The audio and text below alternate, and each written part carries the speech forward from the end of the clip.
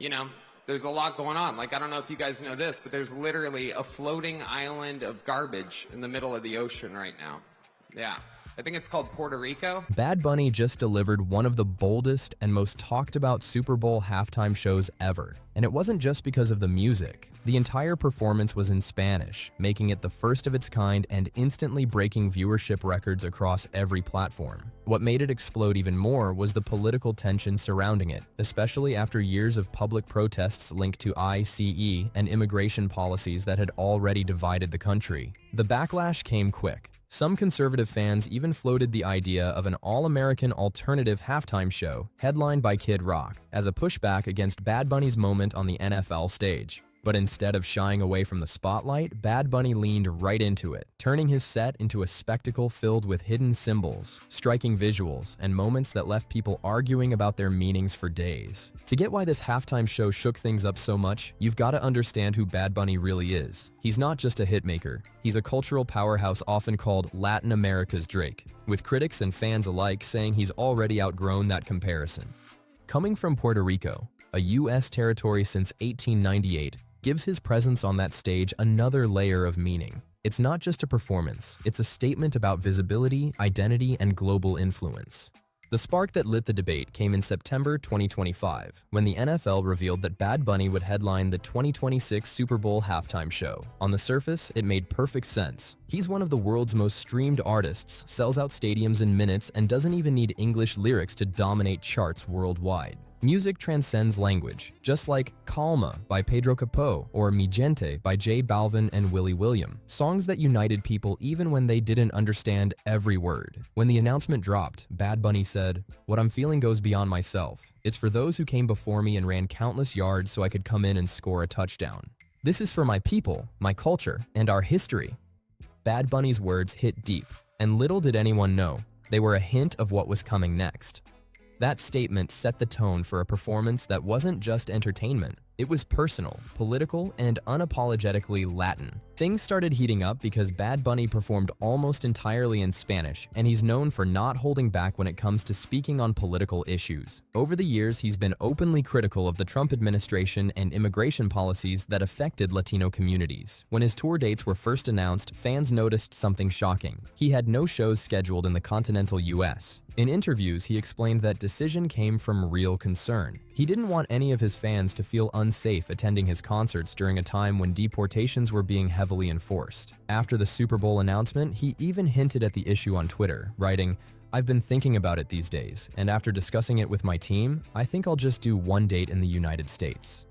That post alone sent waves through social media. But this wasn't the first time he spoke out. Back in 2017, after Hurricane Maria devastated Puerto Rico, Bad Bunny called out the slow US government response. During a charity concert, he wore a shirt that read, "Presidente, ¿eres un usuario de Twitter o un presidente?" which translates to, "President, are you a Twitter user or a president?" The message was loud and clear, and his activism didn't stop there.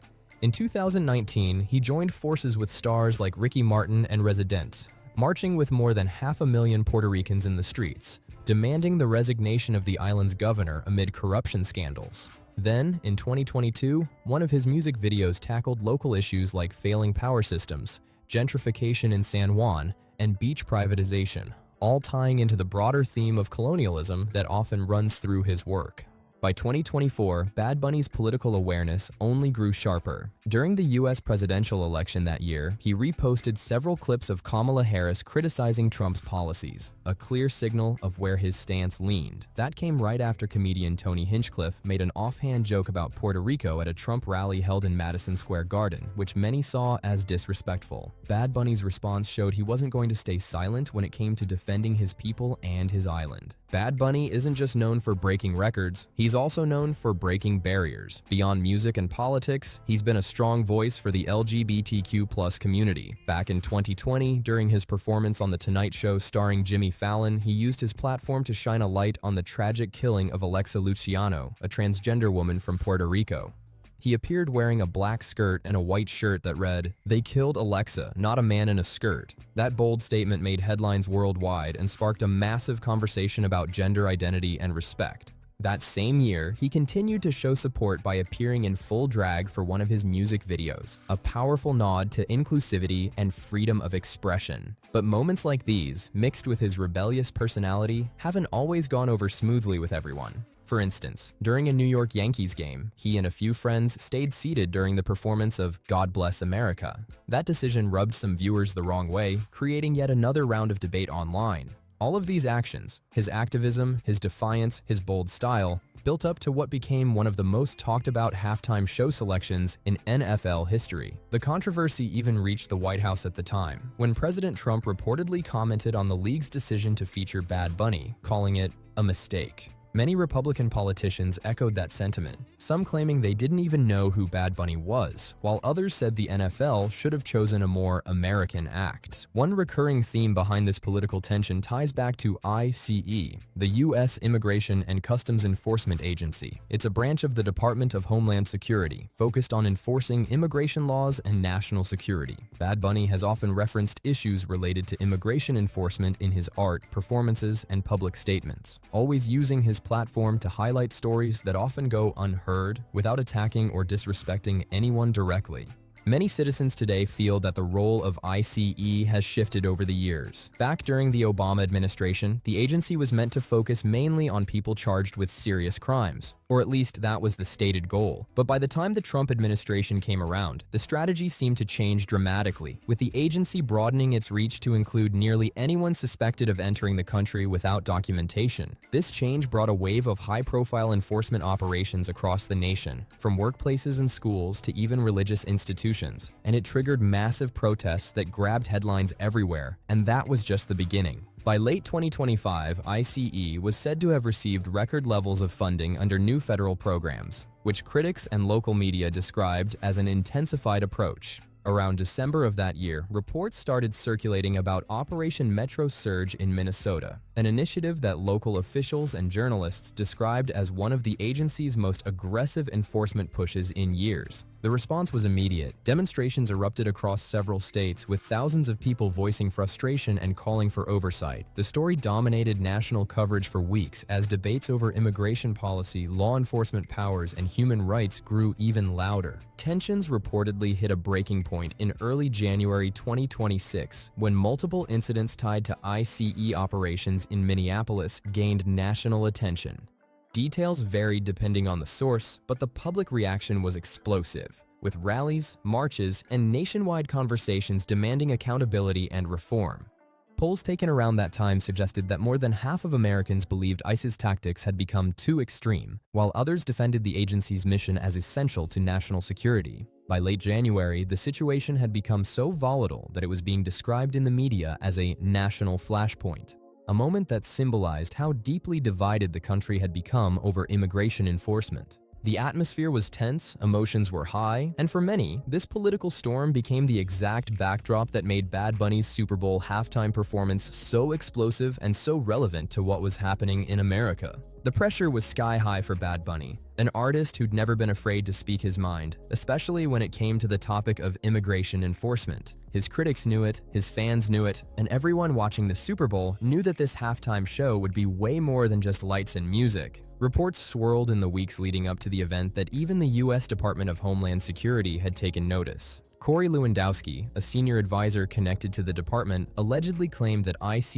agents would be present at the halftime show for security purposes. Other officials reportedly echoed that sentiment, sparking heated debates online about whether it was necessary or even appropriate. At the same time, some of Bad Bunny's detractors insisted that an American-born artist should have been chosen instead, ignoring the fact that Puerto Rico is a U.S. territory and that its people are U.S. citizens. Supporters quickly clapped back, reminding everyone that Bad Bunny was representing millions of Americans too. He later addressed all the drama head-on during his Saturday Night Live monologue, where he said he was still thrilled to perform, not just for fame, but to represent his roots. He proudly added that he believed most viewers were excited as well, emphasizing how much it meant to him to celebrate his Latin heritage on one of the world's biggest stages. When asked about the decision to book Bad Bunny, NFL Commissioner Roger Goodell explained it clearly. He's one of the leading and most popular entertainers in the world. That's what we try to achieve. It's an important stage for us, an important part of the entertainment value, and it's always carefully thought through.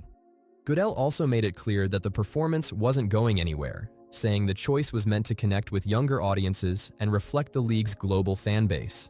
He even joked that he couldn't remember a single halftime show that didn't draw criticism from someone. But the backlash didn't stop there. Conservative group Turning Point USA, originally founded by Charlie Kirk and now run by his wife Erica Kirk, announced that they would host their own alternate halftime show as a direct counter to Bad Bunny's performance, an event we'll get into later. Then, just 1 week before the big game, Bad Bunny made history again, becoming the first artist to win Album of the Year at the Grammys with a Spanish-language project. In his acceptance speech, he said, "I want to dedicate this award to all the people who had to leave their homeland, their country, to follow their dreams." And before wrapping up, he added a line that instantly went viral. "Before I thank God, I want to say, ice out. We're not savage, we're not animals, we're not aliens." It was bold, emotional, and perfectly summed up everything Bad Bunny stood for: pride, defiance, and unity. "We are humans and we are Americans." That powerful statement echoed through the stadium. And by the time Bad Bunny hit the stage, everyone knew this wasn't going to be just another halftime show. After all the buildup, the pressure, and the endless political chatter, what he actually did shocked nearly everyone watching. Instead of delivering a fiery political protest aimed at Trump or ICE, Bad Bunny flipped the script. He turned his performance into a celebration of culture, unity, and identity. Every second was dripping with meaning, packed with subtle references and coded imagery that fans are still dissecting frame by frame. From a bird's-eye view, the stage looked like a living painting, a journey through the soul of Puerto Rico and Latin America. It almost had the same hypnotic, rhythmic intensity as Lil Wayne's A Milli video, bold, raw, and full of attitude. The entire set was designed to look like sugarcane fields in Puerto Rico. But here's the twist. The lush green landscape wasn't made of props at all. It was made of people moving together in formation. A Reddit user even pointed out that the scene seemed to symbolize Puerto Rico's complex past, writing, "This calls out Puerto Rico's slave history and being exploited for its resources and labor. America invaded Puerto Rico in 1898, devalued its currency, and turned its fertile land into sugarcane farms, which caused widespread poverty." Whether that interpretation was intentional or not, the symbolism was impossible to ignore. Midway through the show, Bad Bunny dropped a snippet of Daddy Yankee's Gasolina, shouting to the crowd, "You're listening to music from Puerto Rico, from the barrios, from the projects." It was a shout out to the streets and the people who built the sound of reggaeton from the ground up. And he even made fans laugh when he joked about not being able to roll his R's properly, proving he could balance passion with humor. Then came one of the most touching moments of the night. Bad Bunny handed his Grammy to a young boy on stage. Viewers online instantly started speculating that the child was Liam Ramos, a boy once reported to have been detained by ICE, but it turned out to be a young actor named Lincoln Fox, cast to represent resilience and hope. The confusion only fueled more conversation about the symbolism behind that moment. Throughout the performance, Bad Bunny kept weaving in powerful cultural tributes. From inviting Tota, the 85-year-old owner of New York's iconic Caribbean social club, one of the last surviving hubs of Puerto Rican music and community, to highlighting how gentrification has pushed many such spaces out of existence. Even the taco stand on stage sparked discussion. Some fans claimed that the name Villa's Tacos was a nod to Pancho Villa, the Mexican revolutionary known for being the only figure to invade U.S. territory during the Mexican Revolution. Whether that connection was real or fan theory, it added yet another layer to an already rich and symbolic show. It could have been a double meaning. Maybe the Villa's Tacos name was both a nod to Pancho Villa and an actual taco shop reference. Nobody knows for sure, and that mystery only made fans analyze the set even harder. Zooming out, the food stands on stage carried some of the most emotional symbolism of the night. One Reddit user pointed out that they represented the struggle and creativity of everyday Puerto Ricans, and by extension, Latin Americans everywhere. The coconut stand, the nail salon stand, and the taco stand weren't just props. They were a tribute to the hustle culture that defines so many working families. In many Latin American communities, people open small food stands or shops right outside their homes to feed their families and survive tough economies. It's a daily grind, one that shows strength, pride, and community. That's why even the boxing ring moment made sense. Boxing has long been seen as a way out of poverty across countries like Mexico, where champions often rise from humble beginnings. Then came one of the most surprising twists of the whole performance. An actual wedding happened right there on stage.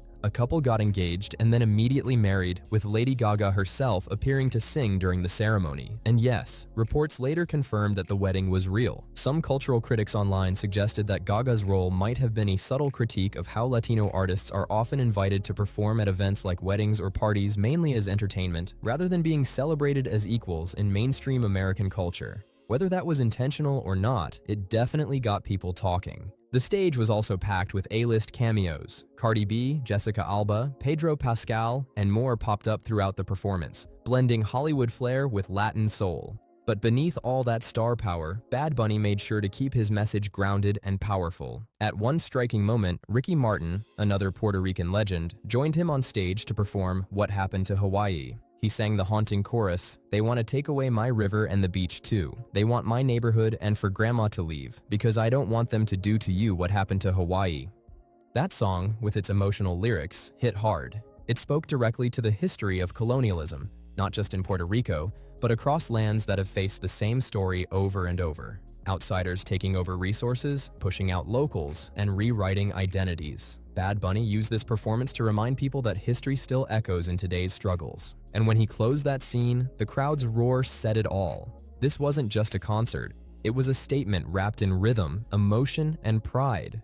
Right after that emotional high, the tone shifted again. A sequence showed collapsing power lines with people falling, symbolizing the massive blackouts that have plagued Puerto Rico for years. One Reddit user wrote, "Storms and poor electrical infrastructure are a constant issue on all US territories. The longest I went without power was 2.5 months. Many fans saw this as a direct call-out to the island's ongoing struggle for stability and support. Then came one of the boldest visuals of the night. Bad Bunny emerging from the field holding a Puerto Rican flag with a light blue triangle instead of the usual dark blue. That lighter shade represents sovereignty and independence, while the darker one stands for Puerto Rico's current territorial status. For those who know their history, the original flag was even banned back in 1948, making that color choice a powerful symbol of pride and defiance. To close out the show, Bad Bunny switched to English for the first and only time, saying, "God bless America." But he didn't stop there. The stadium lights flashed through 20 flags from across North, Central, and South America, including the US and Puerto Rico, before he spiked a football that read, "Together, we are America." Behind him, the screen lit up with one last message: "The only thing more powerful than hate is love." It was a stunning finale, emotional, symbolic, and completely unexpected, especially after all the controversy surrounding ICE, the government backlash, and political noise leading up to it. But just when the crowd thought it was over, President Trump had something to say about it. The backlash came fast and loud. Not long after the show ended, former President Trump posted a scathing reaction, calling Bad Bunny's Super Bowl halftime performance absolutely terrible, one of the worst ever. He went on to say it makes no sense, is an affront to the greatness of America, and doesn't represent our standards of success, creativity, or excellence. He even joked, "But do you know who does represent all those things? Kid Rock." Yes, he actually said that. Trump didn't stop there. He added that nobody understands a word this guy is saying and the dancing is disgusting, especially for children watching across America and around the world. He called it a slap in the face to our country, before veering off into unrelated comments about NFL kickoff rules, which honestly made the whole rant even wilder. Meanwhile, Turning Point USA hosted their own All-American halftime show at the same time, headlined by Kid Rock, Brantley Gilbert, Lee Brice, and Gabby Barrett, all country stars. Even former Defense Secretary Pete Hegseth and several officials showed support. But politically charged or not, the event didn't exactly land as they hoped. Viewers quickly noticed the audio on the livestream was out of sync, sparking rumors that it wasn't even performed live. Some accused TPUSA of using bots to inflate the viewer count, a theory that even conservative commentators like Candace Owens and Milo Yiannopoulos joked about online. Whether or not that was true, the alternate show ended up being seen by many as a poorly timed reaction rather than a real counter to Bad Bunny's cultural moment. And that's the irony. What was meant to be controversial ended up turning into a global conversation about music, identity, and what American even means today. While critics ranted, millions around the world saw Bad Bunny's show as a proud celebration of Latin roots and modern unity, one that reflected where pop culture, and maybe even the country, is headed. So what do you think? Was Bad Bunny's halftime show a powerful cultural statement, or was it too political for the Super Bowl stage? Let me know in the comments. I really want to hear your thoughts on this one. Thanks for watching, and if you made it all the way through, don't forget to hit that like button and subscribe for more deep dives into the biggest music moments ever.